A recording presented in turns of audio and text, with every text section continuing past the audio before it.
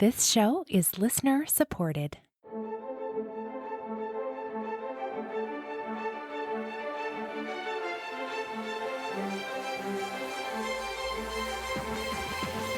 You're listening to Adoptees On, the podcast where adoptees discuss the adoption experience. This is Season 4, Episode 1, Katrina. I'm your host, Haley Radke. Welcome to Season 4. I am thrilled to be taking you on a journey of looking deep into the theme of relationships. You and I will be exploring what our relationships look like as adopted people. Many of us struggle to connect with others because we don't even truly know ourselves. Join me as we learn from incredible adoptees in each episode of Season 4. Some have figured it all out, and some are floundering. But we have got every topic covered, and I promise you will feel like you're not alone in navigating this messy world of relationships. I am ridiculously happy to share today's episode with you. You may have read Katrina Palmer's best-selling memoir, An Affair with My Mother. Maybe you even cried your way through it like I did. Katrina shares with us today what building a relationship with her mother was like, the heartbreak of being kept a secret, and the high cost she has paid for sharing her story publicly. We wrap up with recommended resources, including an exciting announcement that you definitely want to stick around for. All of the things we'll be talking about today are on the website adopteeson.com. Let's listen in. I'm so pleased to welcome to Adoptees On, Katrina Palmer. Welcome, Katrina. Thank you, Haley. It's such a privilege to be here. Well, I have been fangirling a little bit. I'm not ashamed to admit it because I love your book. And when I found out you actually listened to the podcast, I just about died. Well, thank you. I mean, really, it's such a thrill for me, and you do so much for so many of us. So thank you. That's so kind. Well, I'd love it if you would start the way we always do. Would you share some of your story with us? Absolutely. Well, it begins in Ireland, in Dublin in 1972 when I was born. My mother was an unmarried Irish mother, which in those days meant that there was really no possibility of her keeping me. But unlike many mothers of her generation who were forced to go away to mother and baby homes or to Magdalene laundries, my mother, because she was independent and working, was able to pay her way out of that situation and have me privately. So basically, she, through the aid of a Catholic charity, was hidden in a suburban house in Dublin throughout the duration of her pregnancy, and then gave birth to me in April 1972. We spent, I think, just a day together in a Dublin hospital before I was taken by car across Dublin city. I should mention that the car stopped so I could be briefly baptized in a cathedral in Dublin. And then I was ferried across to a baby home called Temple Hill, where I was there for another 6 weeks before I was adopted and given to my parents, Liam and Mary. I grew up in a very happy home in North Dublin. I had an older brother and an older sister, and I was defiantly happy. I would tell people early on in our conversations that I was adopted, and I was almost proud of it, but in my mind, it had no impact on my life whatsoever. Adoption didn't change me. It didn't make me who I was. I was almost evangelical in that respect. But I was constantly shadowed by this sort of persistent ache, this missing piece of me, which I could never quite understand, but that I refused to confront, I guess. But that all then came to a head in my mid-20s when I decided to search for my mother. When I was 26, I moved to Bosnia, which was at that time reeling from the wake of the conflict that had torn the former Yugoslavia apart. I was working for a non-profit that had the very grim task of exhuming mass graves and looking for missing persons. I was very young. I was very enthralled by this work, but obviously very disturbed by it. But something strange happened in Bosnia, where I was day in and day out dealing with the relatives of the Srebrenica missing, which was this horrendous massacre that had occurred in July 1995. I would reflect on the fact that it wasn't even the corpses that were bothering me. It was these families of the missing who were completely torn asunder and desperate to know the identities of their loved ones. And something happened in that time for me where obviously there's no comparison to my situation and my missing mother in relation to the Srebrenica victims. But I realized in this almost sort of light bulb moment that I needed to search for my missing DNA, that there was something profoundly missing in my life. And that was the moment in 1999, early in that year, that I decided that I would search for my mother. It completely took me by surprise. I had never expected to go down that route. I had said earlier, when people asked me, are you going to search one day? I would say, absolutely not. I don't need to. I'm very happy. But that really did change. So that was the year that I embarked upon looking for my birth mother, who I found relatively quickly, which is quite surprising given the constraints of the Irish adoption system, which is obviously very closed and very structured against the rights of adoptees and their mothers. But I found her quickly through the agency that had first brokered the adoption, which was called St. Patrick's Guild.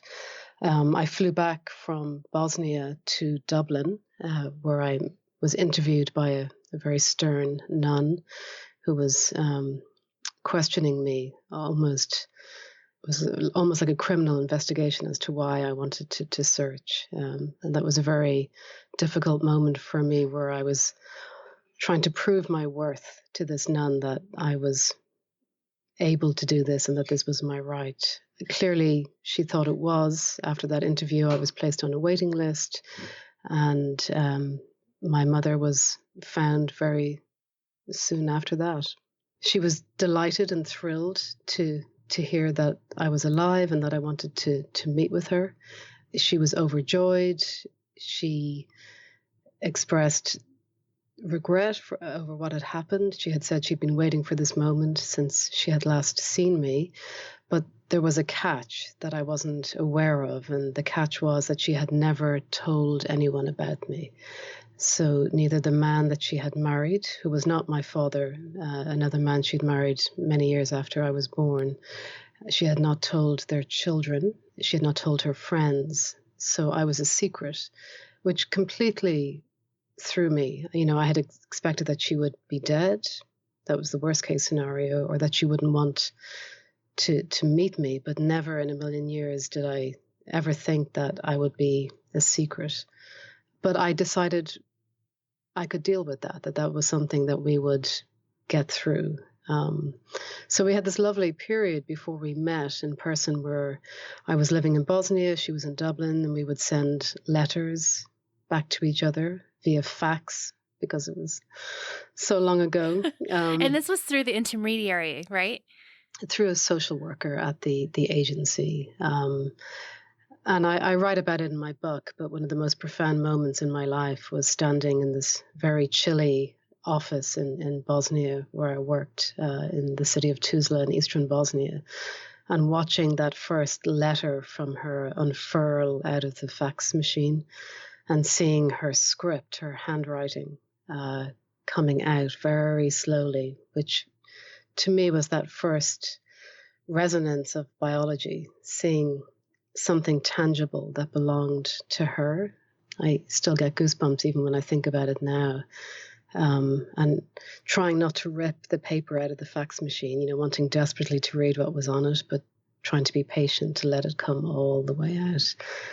So that was a lovely period, really, where we were able to get to know each other a little bit before our first meeting, which took place in December of 1999. And I open my memoir, An Affair with My Mother, with that first meeting because I wanted to portray the reality. If you had been in the room that day, you would have seen us embracing, and my mother, who I call Sarah, crying tears of joy, and it looked like such a happy scene. But for me, I was completely numb. I think in retrospect, just in shock. And I shut down. I mean, I was outwardly very happy to see her, but I was completely unaware of the enormity of what that moment would be like. And it improved after a few additional meetings, but that first meeting I'll always remember as being completely extraordinary on so many levels, and not really a pleasant one. And I'm sure you can relate, and so many people listening in. Yeah, definitely. It is such a shock, right? It's surreal to be in the same room as someone with your biology for the first time as an adult. It's kind of nuts. And this happened prior to you having children as well. It did. And I remember very vividly when Sarah first saw me, she reached for me and held me. And in that moment, and then subsequently when I had my own children, I realized that the last time, obviously, she had seen me, I was a tiny newborn baby. And it was as though she was enveloping me again.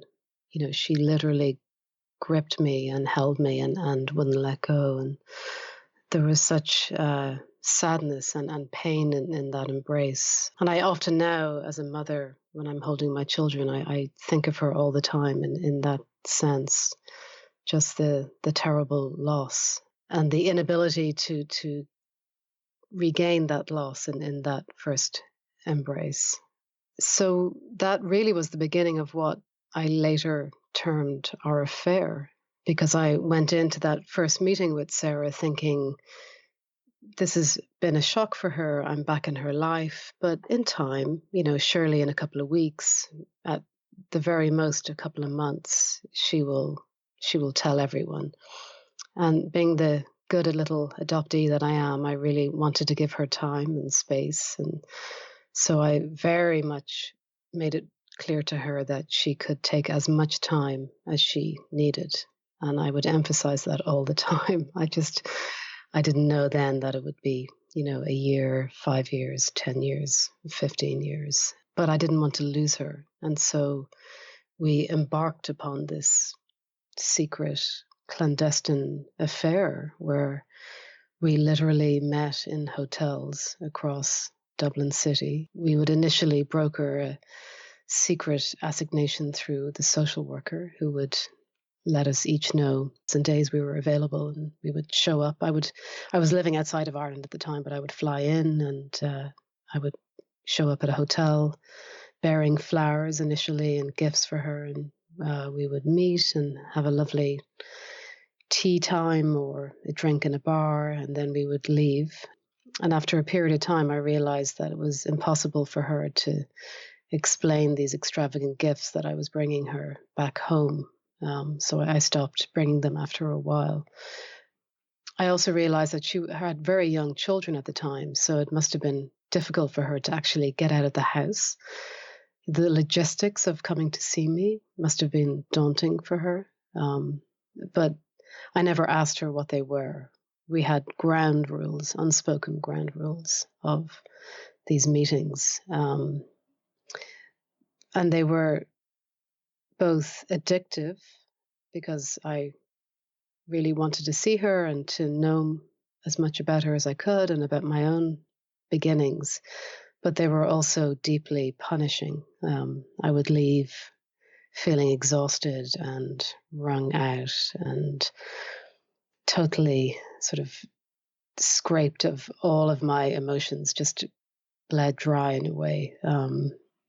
And we had no support really after a while. It was just the two of us. So it was very difficult to know how to navigate that relationship. And the weight of the secret of this, my secret existence, really hung heavily upon us. What did you talk about when you met up? Well, like good Irish people, we always talked about the weather initially. she wanted to know a lot about me. In her mind, I was living this adventurous, interesting life. And, I don't think I was at all. I was just living abroad and I had done interesting things with work, but she really wanted to know about me. So we spoke a lot about my work and my dreams. We rarely talked about her. That was really a no-go zone. We talked a little bit about her work. She worked as a teacher. We spoke a little bit about her children, but she was very careful in what she revealed. So I quickly learned early on what we could talk about and what we couldn't. At times, sometimes we broached on the past, but I learned again quickly that was a topic that she didn't really want to go near. And that became a major issue for me, where I desperately wanted to ask about my beginnings, who my father was. I wanted that story, but I was too afraid to ask her. So it took a long time before I worked up the courage. She, of course, very initially gave me the bare outlines, but I really wanted to know more. So the meetings were warm and loving, but frustrating. I would leave feeling as though I knew very little about her, about my own story. But I felt that with time and with patience and with, grace on my part, then surely she would open up. But she never really did, which is such a pity, really, because, she's such a lovely person and she clearly had such love for me and such regret that I almost in a way felt like the parent in the room or in the relationship. I was constantly reassuring her and tending to her needs, always putting myself or my own needs last, which I think has a lot to do with my psychology as an adoptee. I know that's certainly a trait, but I think I really lived and breathed that. I was a people pleaser. I still am a little, not as much, but I really, worked hard to put everyone else before my own needs, out of fear, I think, out of fear of losing people. And I was desperate not to lose her. Can you talk a little bit about when you started sharing this story in a more public light? Because didn't you write a little bit before your memoir, maybe some pieces, or did you do any interviews before you published your memoir? I did, which I never expected to, because it's my story, but it's also her story. And because of the weight of the secret, I did not want to scare her or betray her. But as a journalist, because I am a journalist, I was fascinated by our story and I wanted to investigate it. And I kept that very much within my own mind. I was careful not to even say it out loud to my husband or to my friends. But there were a few moments in Irish public life that, particularly in relation to Philomena, who obviously it's a name synonymous with that extraordinary story of Philomena Lee, who kept her son a secret for 50 years. I felt compelled to write something. So I did a couple of pieces about my story and asked Sarah's express permission, could I write about it? And that's where the name Sarah evolved. I mean, that is not her name, but I used that name to disguise her identity because I felt I had this place, I guess, in Irish journalism, a voice where I could talk about it. So there were a couple of very small pieces that went out, and then all of a sudden, I was writing a book, which was never meant to happen. Particularly memoir, it's a really messy business. There's a famous Irish writer, Nuala Fuelon, who once said that memoir leaves blood on the tracks. So I was very aware of that. But I began to realize that the only way that I could perhaps shed light on Sarah's plight and that of tens of thousands of Irish women who had been treated abominably by not just the Irish church, but the Irish state and society, that there was this well-oiled system orchestrated to basically contain these women, to send them away, to take them out of sight and to take their children away, that I just felt that I should write about that and to do it through my own story and that of Sarah's. And I approached her to run this idea by her. We met in a hotel, one of our usual hotels, and I told her I thought about writing a book, and she thought it was a great idea. And we struck a deal that I would write a book, but I would keep her identity secret, which was a very brave thing for her to agree to. She didn't hesitate, and that was a gift to me. And so I began this really extraordinary adventure of investigating my life and telling her story, which led to the book. And so you did indeed ask her about your origins, and you went there. Yeah. Oh boy. I did, and that was really tough. Even then, it was really tough. In a way, I sort of created this persona for myself as a journalist. I used my tape recorder as a shield. I felt that it put some distance between us. And we met. I was living in the United States by that point, but I came home for a week in October in 2013, and I sat with her. And in retrospect, it's the most time we've ever spent together. So we met for 4 days in a row in North Dublin, close to where I grew up. For about 3 hours a day for those 4 consecutive days, I interviewed her.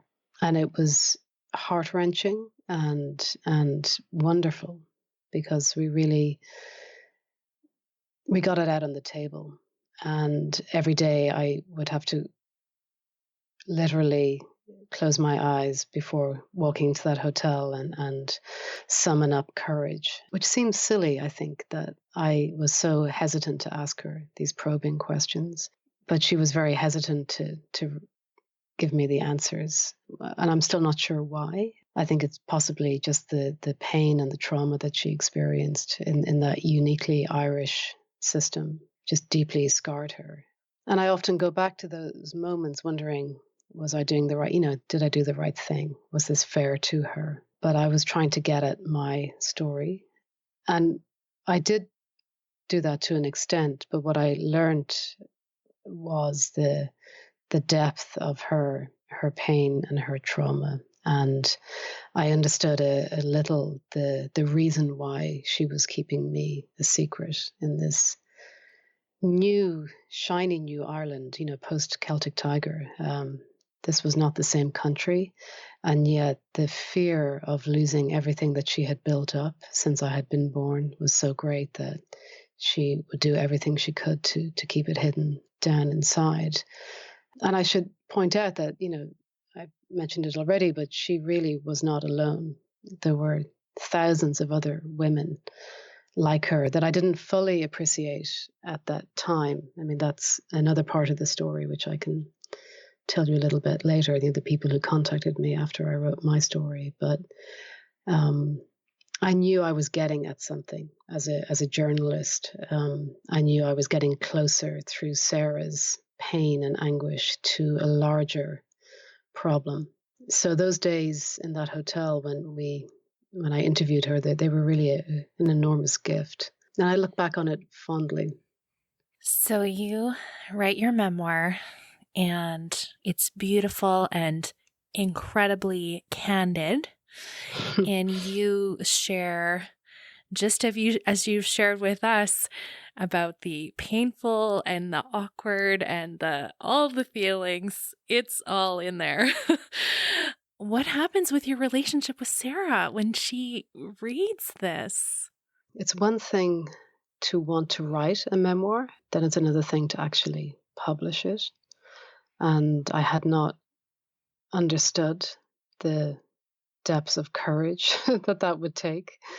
I don't even know if courage is the right word. So I wrote it. I was very lucky. I got a book deal. Sarah celebrated that with me. And then she fell silent.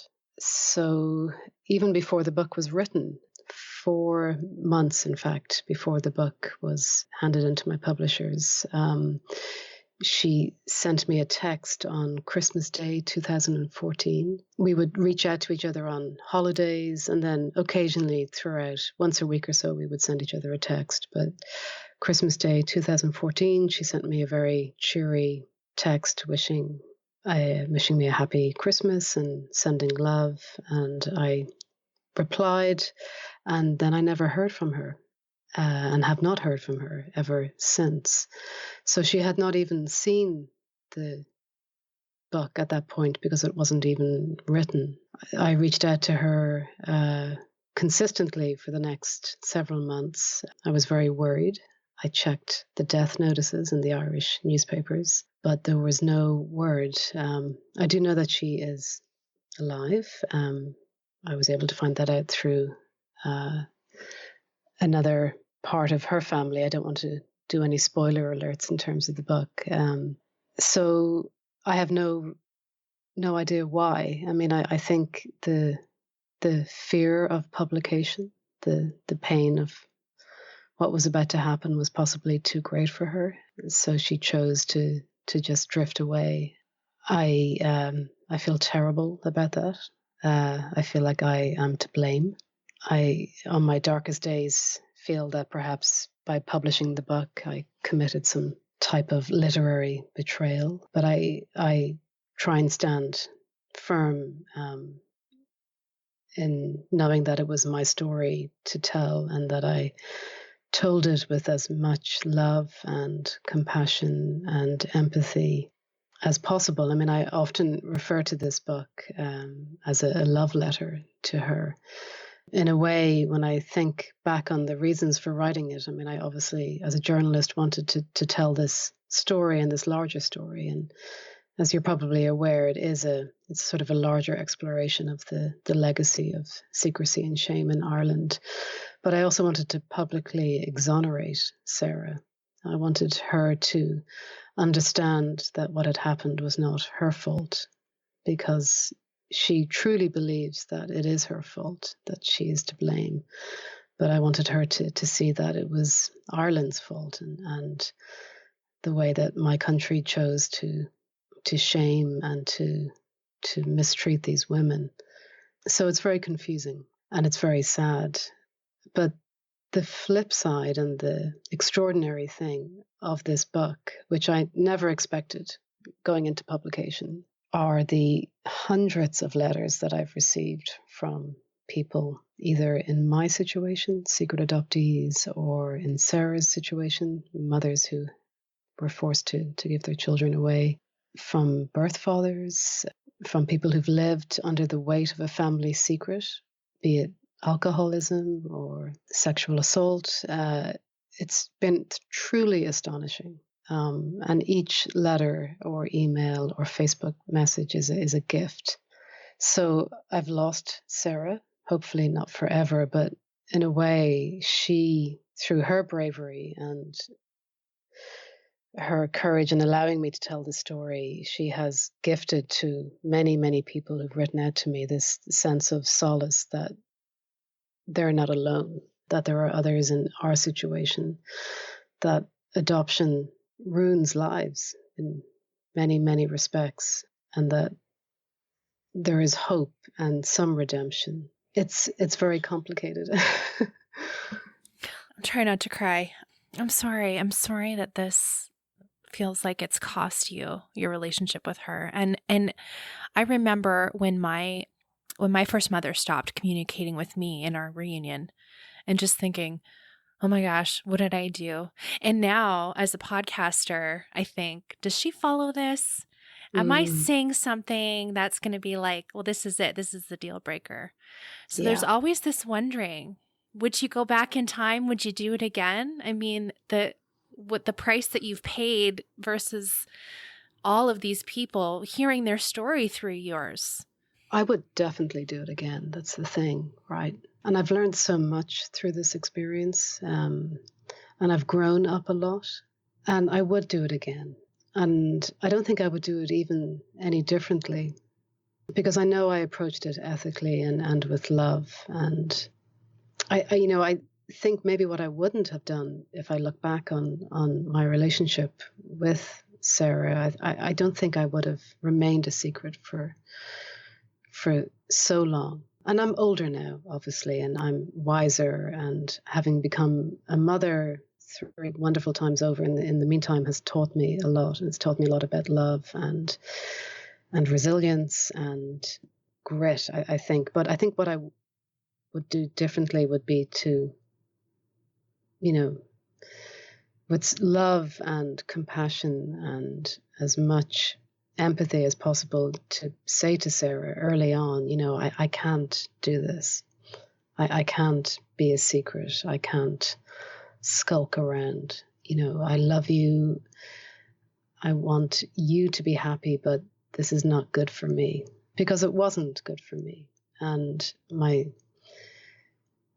was perpetuating every bad belief I'd ever had about myself, that I wasn't that I wasn't good enough, that I wasn't lovable, by skulking around and by having this, secret relationship with my mother. I was enforcing that and perpetuating it. So, I mean, it's obviously easy to say this now, right? That I'm the older, wiser Katrina. And I think it would have been better for the both of us, because I think a lot about the weight of that secret on her and living this bifurcated life. And, you and I both have young children, and we both work, and it's a crazy existence. I lurch from day to day, from, one crisis to the next, and I'm perpetually exhausted. And I think of Sarah, who had children very similar in age to my children when she and I first met, and the enormous strain that must have placed on her to live that life with these children and then be sneaking off once in a while to meet with this older secret child. But in a way, there's been so much love that has come our way. And it's not obviously it's directed towards me because readers are writing to me, but the love is coming towards both of us. So like you with your podcast, when I speak publicly, and I'm very conscious that she might be listening, and I always try to address her and to tell her that she has helped so many people. And that's an amazing thing that she has done. One woman wrote to me saying that she had been depressed for many, many years over her own secret child that she had lost to adoption. And, reading my book had spurred her to see a therapist and had essentially saved her life.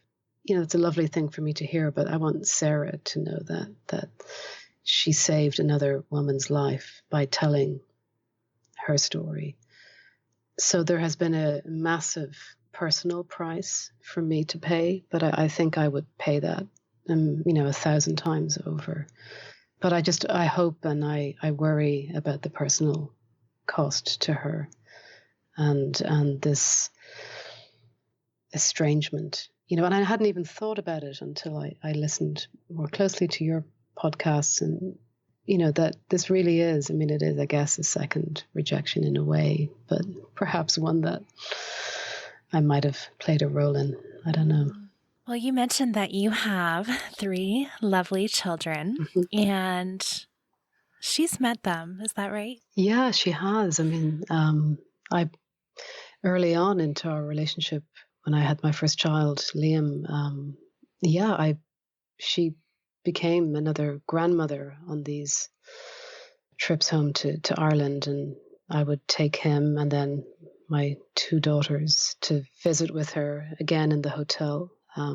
It became a little bit more complicated then, with toddlers running around. Initially, as I mentioned earlier, she and I would have tea or a drink, but that's harder to do when you have squirmy young children. So we would go for a walk. We would play in the garden of this hotel, and that was really lovely because in those moments, the weight of the secret lifted, and I could just see in her the pure joy of being a grandparent. And being a nervous grandparent, she was always worried about my son falling off a tree when he was climbing, and that was lovely to watch. And I know that she's become a grandmother since then with her own children. But she had this moment with my kids initially, and that is difficult for me. As I wrote in the book, it was difficult for me to be kept hidden, but I struggled that they also were part of the secret. I truly believed that when I had my first child, that would be the moment where she would, run up to the attic of her house and jump out on the roof and declare my existence and his existence. I really thought that would be the moment, and it wasn't. So that's when I realized that, we were in it for the long haul. But I think going back to, you bringing up the children, another reason why I wrote the book was to, in a way, draw a line in the sand. I wanted my children to know who I was, and I wanted them to know my own story, and I wanted the secret to stop with them. Yes. That, Sarah obviously can not own us publicly, but moving forward, the secret has been given a name, and they know my past. And that's a gift that she's given me, obviously, and been able to tell that. But I didn't want them to grow up tainted by the secret. I didn't realize that at that time when I was writing the book, but that's really become very clear since then. How do you think your reunion with Sarah and this sort of journey has impacted your mothering?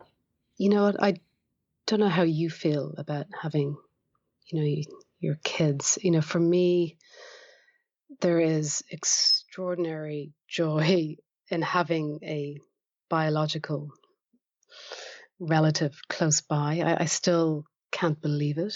So I want to just inhale my kids. I think every parent does, but there's just something really amazing about that. But I think my reunion with Sarah has it's imbued me with, I think, a level of compassion and empathy that I possibly wouldn't have had.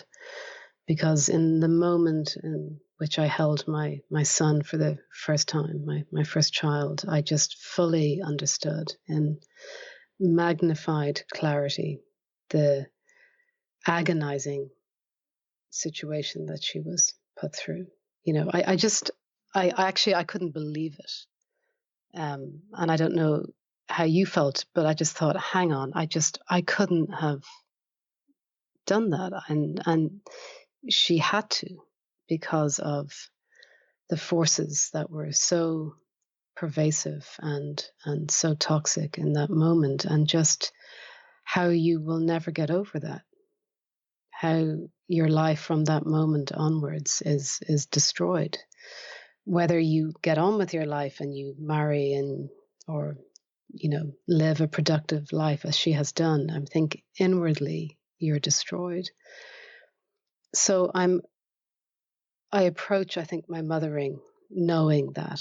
So I love my kids, but I love them with this intensity that obviously scares me, I think, sometimes. And, they're great kids. And it's a little obnoxious to say that about your own kids, but they're really, there's a lot of joy in our home. And for that, I'm very grateful.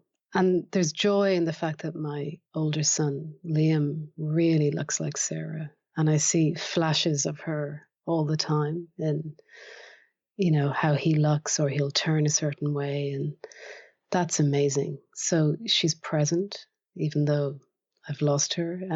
I see her in them, and I know that she would be very proud of them. I'm a better mother because of all of what's happened. Mm.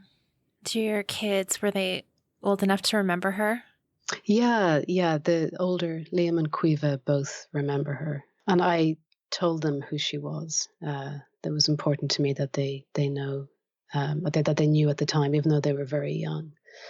And I think, some people have criticized me for that, the way many people criticized my parents for telling me when I was 6 that I was adopted. But I didn't want my children, I didn't want to perpetuate the secret. Mm-hmm. So I told them that she was my other mother. And they were perplexed that a mother would have to give a child away. They didn't understand that. Quiva referred to her as the sad lady. When we would go home to Dublin, she would say, "Oh, will we see that nice lady, the sad lady?" Which always intrigued me, that, Sarah was so warm and bright and engaged with them, but that there was this pervasive sadness about her that even a very young child could see. And I wish she could see them now, because, it's been many years, and I think she would be amazed by them. And a few times in the last year or two, when I have not heard from her, I've sent a random text, hoping that she might respond and letting her know. And it's, meant really, I just want her to know, I sent her a text one time that when Quiva had learned to ride a bike, because that just seemed really exciting. And I thought she'd like to know that. And Liam and Quiva did really well this weekend in a swim meet, and I wanted to let her know, and I didn't. I decided to just hang back, because I don't get responses, and I don't want to upset her. And like, maybe one day she'll come back. Katrina, is there anything you want to say to us in general about that relationship between a mother and daughter as we wrap up? I mean, I think the love is always there. And I think I never understood how losing her really impacted my life. And I think I'm still figuring that out.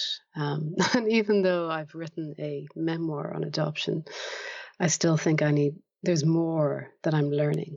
And as I said earlier in this wonderful conversation, I grew up adamantly certain that adoption had not affected my life. I was just, determined to be the best person I could be, and to prove my parents' worth, and to excel at school and at work. And I did very well. But what I didn't understand was that primary loss, that losing Sarah, really impacted me and altered me and changed me. And obviously I'm the person I am today because of that. But I think that loss, her loss, has been profound.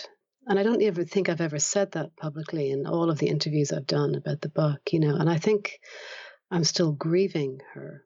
And I think I grieve her every day, despite my wonderful, happy life, and despite the wonderful upbringing I had, and my amazing husband and children, and the fact that I go out to work every day and can seem to manage to write books. I'm internally grieving this woman, this ghost. That's a love that I'll never regain, in a way.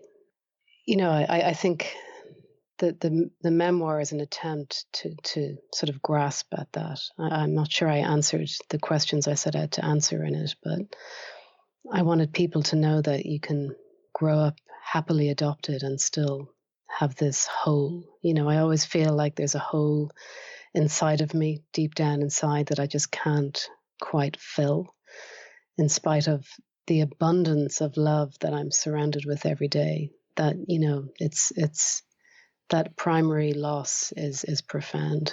You started out saying that there was this missing piece. And I think there's just there's just no way, it seems, for me to explain that to someone who's not adopted.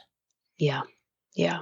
That's, the interesting thing about my book, it was received very well and I got a lot of wonderful praise and critical acclaim, but there were people who just didn't understand why I needed to write that or why I needed to investigate my own story, or figure out the facts. On the surface, everything's great. Look at me, Liam and Mary adopted me. I had this wonderful middle class upbringing. I was the first person in my family to go to college. It was great. What do I have to complain about? Everything's fine, right? But you cannot, I think you can't replace love in that way. I have grown up with an abundance of love, but there is still that missing part of me, that dissonance, that strange itch that I can't quite scratch. And it's wonderful to have this conversation with you, that you get it, and many, many, many of your listeners, I'm sure all of your listeners get it. And how lucky are we that there is this community and this opportunity to talk about it. And I expect to do more of this. I have not spoken to many adoptees, and that's a strange thing for me, but there is this resonance that you get it and that others get it, and there's belonging in that. And I think we all just want to belong, really. I mean, every human being wants that sense of belonging, but it was denied us in a strange way, and we were meant to express gratitude and move on. And yet there's this ghost in my life that I miss, and that I still pine after, and who I worry about. And we are an amalgam of all of those parts, I think, and that's, I always say that I'm a part of each of my parents and my biology and my adoptive family, and that's a wonderful thing. Well, Katrina, thank you for sharing your story and those beautiful, insightful things about your relationship with your mother and your own children. I want to go to recommended resources. And first of all, your book is amazing. Totally amazing. So it's called An Affair with My Mother. And it's so beautifully written. And you give insights into Sarah's circumstances. As you said, you got to interview her for 4 days, 3 hours a day. So we do get that history as well. And about you share about your adoptive parents and how they came to adopt you. Your older siblings are their biological children, and the circumstances which led them to adoption. And you do give this really insightful look into the Irish system. And I had no idea that the Magdalen laundries were still carrying on even to the 70s. So I was like, really? So I went to Wikipedia and it was like, oh, the last one closed in 1996. 1996 in Dublin. That's insane. Yeah. So I really recommend people go and investigate that further.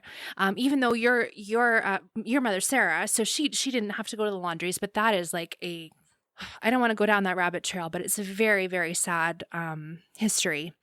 And I didn't know, like, there's this story about, smuggling contraceptives across the border. Gee, I wonder why you had all these pregnancies there. Yeah. So can you tell us a little bit about that? Like, I don't really know much about the Irish history.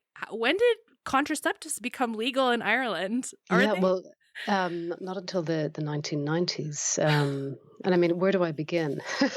How many hours do you have? Snapshot. I mean, obviously things are different now, but abortion is still not legal in Ireland unless the life of the mother is at risk. But there have been some horrendous cases in recent years where one case in particular where a young woman died having been denied termination even though she was close to death. And it's easy to say that this is the church, but actually it's collusion between the church and state. But going back to women like Sarah, the main idea was that these women were really a threat to Irish society and to the nation state that had emerged after Irish independence. So very early on, after independence, when basically British rule had taken care of Ireland's social ills, when Ireland became newly independent, we had to do it ourselves. And that's when the new fledgling Irish state turned over care of societal ills to the church. So that's when you see the basically containment. There's a wonderful professor at Boston College, Professor James Smith, who coined the phrase, the Ireland's architecture of containment. So you had Magdalen laundries and mother and baby homes. And these were essentially places where unmarried mothers, yes, but women who perhaps had the whiff of promiscuity about them, or young girls growing up in a home where a mother had perhaps passed away and there were only brothers living there, were literally taken by the state and put away for not having committed any crime. And they languished there, either in a Magdalen laundry, literally washing the nation's dirty laundry. These laundries had contracts with the army and other state-run institutions, and there they remained. So as you say, the last Magdalen laundry closed in Dublin in 1996. So you had no choice. I mean, it's obviously changed, but I grew up, I'm 45. I graduated from university in Dublin in 1993. And even back then, it was still the worst thing that could happen to you would be to have an unmarried pregnancy outside of marriage. When people wonder why Sarah could not reveal me, this is obviously the root of it. But there are so many aspects to it.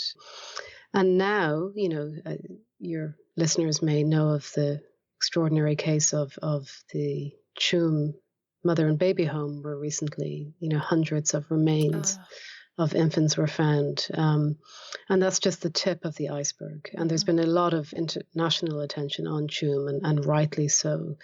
But Tuam is just one of many, many, many horrific stories. And there are, to my knowledge, other potential graves, and the state is trying to address it, but they're focusing only on certain homes, and that needs to widen. So even today in Ireland, this debate goes on, and people tut about what happened, but I don't think we're really addressing it properly, not to the Magdalen survivors or to women like Sarah. There were so many victims of Ireland's unconscionable treatment of unmarried mothers.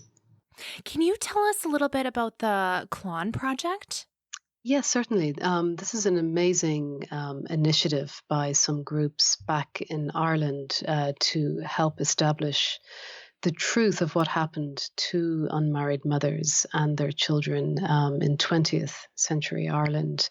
And it's important to let your listeners know of this initiative, because this group called Clon, which is spelled CLANN, they're assisting anyone who can give evidence to Ireland's current commission of investigation into the mother and baby homes by arranging free legal assistance. So if you have a listener to your podcast who perhaps was whose mother was in a mother and baby home, or who themselves were born there, or even somebody like me, I was not in a mother and baby home, but I've been affected through that system, you can reach out to this group, Clon, and they will put you in touch with a legal firm in London, and you can provide testimony to that legal firm, which will then be provided to the commission.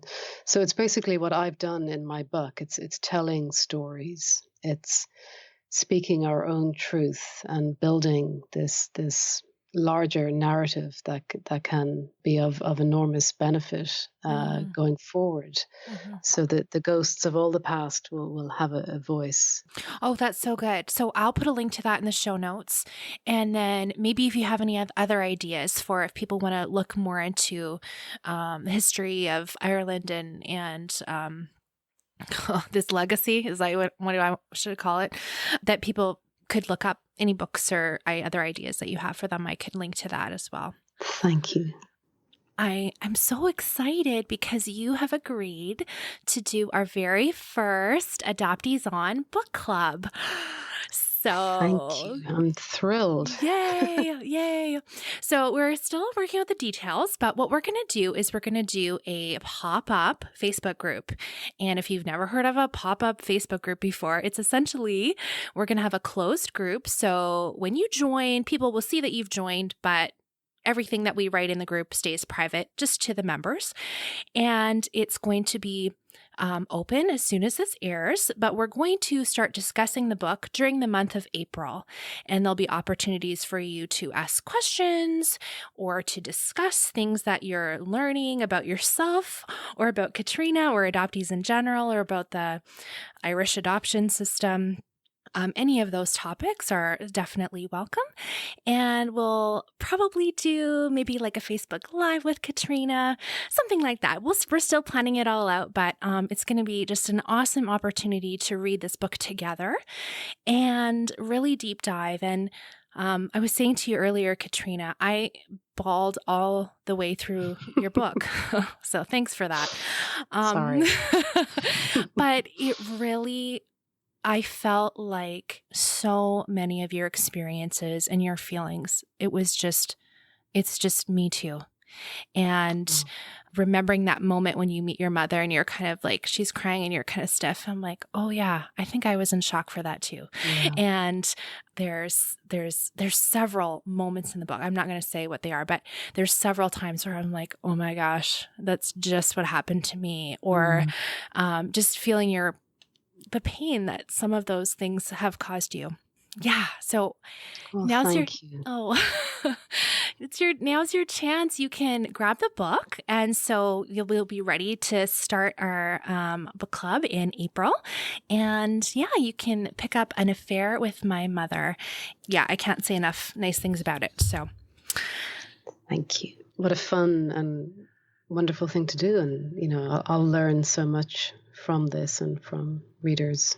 Have you read it with adoptees before, like in this kind of situation? No, I haven't. I mean, I've done several book club events, but never with adoptees. So my only sort of contact have been through these letters that I've received. And I keep thinking that I need to do something with it. Almost it feels like a responsibility for the people who write to me. So perhaps there's an opportunity for me to do something, certainly back home in Ireland. But again, so many people from around the world have reached out that perhaps, you can inspire me. You can invite them to join the book club.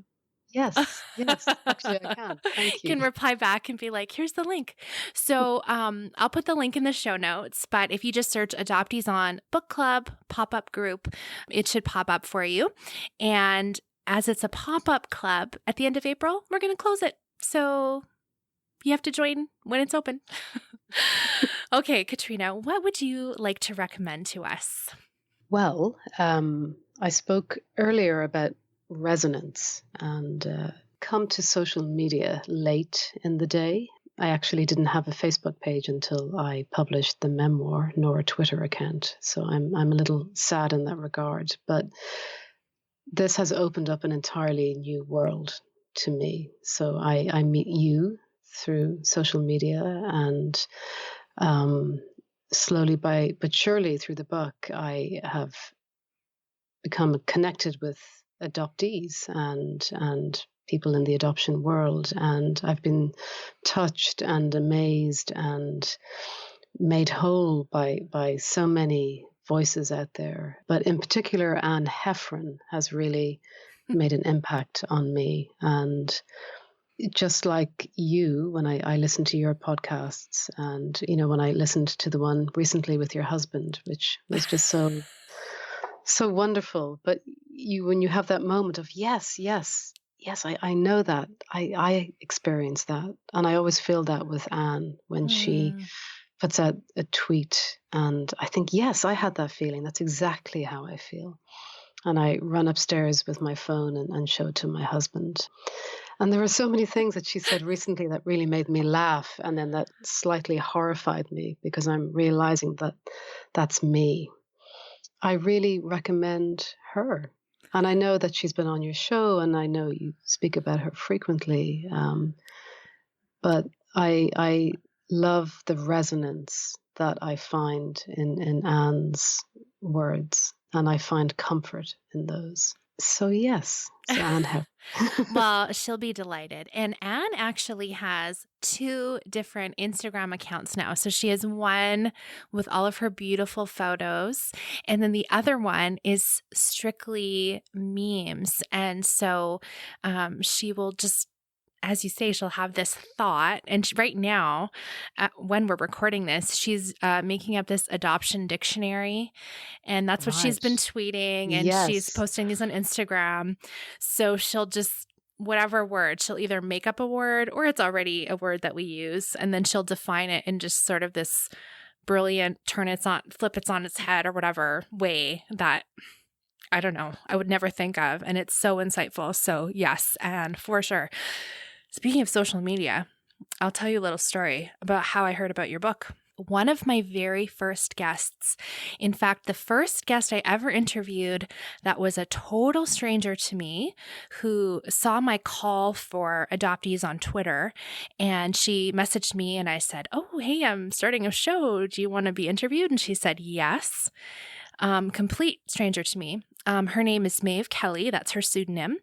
And she sent me the title of your book. She said, "Haley, you have to read this book. It's so good." And so, of course, it's amazing. And so I started following you and stuff, and we became Facebook friends. I messaged you to ask if you'd be on the show. I texted Maeve immediately, and I said, "Maeve, Katrina's going to be on my show. Katrina listens to my show. You made this happen." And so she was like delighted. So wow. And Maeve, I've never met Maeve, but Maeve's tweets, are amazing. And she has been this friend out there who has been so supportive of me, and who says the loveliest things. So there are these angels out there, who really help when I'm having an adoption day, or and I'm never sure if I'm having a bad adoption day, but I think, maybe it's got something to do with that. with that. Or I just blame everything on adoption now at this point. Yeah. Or if I read a bad Amazon review, which I've stopped doing. Don't do that. There was a humdinger recently when someone said that my adoptive parents did not deserve me. And that was a great day. Well, if you're taking lessons from Anne, she posts her 1-star reviews on her Facebook page so everyone can mock them and tell her how amazing she is. So, there's a thought. Yeah.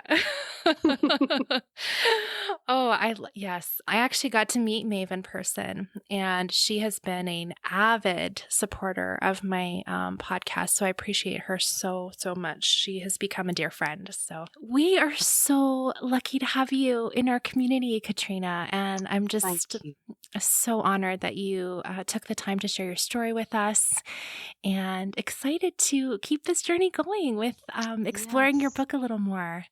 Thank you. And I'm so grateful to you, and doubly grateful for your understanding and your empathy, and just for getting it, and for reaching the hand out to all of us. And I'm not sure you understand just how important it is for the work that you're doing, which I know must not be easy. It's really important that you continue this, and I'm so thrilled and so grateful. So thank you. Thank you.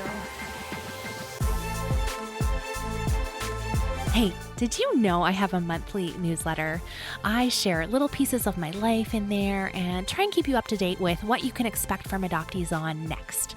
So head over to adopteeson.com/newsletter to subscribe, and I will be sure to include a link to the private Facebook group for book club with Katrina in the next edition of the newsletter. This show is listener supported. What does that mean? I literally could not do it without your help, and I have chosen not to accept advertisers on the show. So it will always be ad-free because of the generosity of people just like you. And whether you choose to donate monthly or do a one-time donation, you are saying that you believe the show is a valuable resource, that you want it to continue, and you are paying it forward to other adoptees to find the show and be connected in our community. If you'd like to stand with us and support the podcast, adopteeson.com/partner has all the details. Thank you so much for your generosity. And I know that other adoptees that are just finding the show also express their thanks to you for helping to keep this show going. Next week, we are talking identity and race with April Dinwiddie. Do not miss it. April is a fellow podcaster, born in June, raised in April. Such a great show. We talk about so many things. April is amazing. And I basically just sat there listening to her, sort of awestruck by her wisdom. So make sure you subscribe in your favorite podcast app so you don't miss next week's episode. Thank you for listening. Let's talk again next Friday.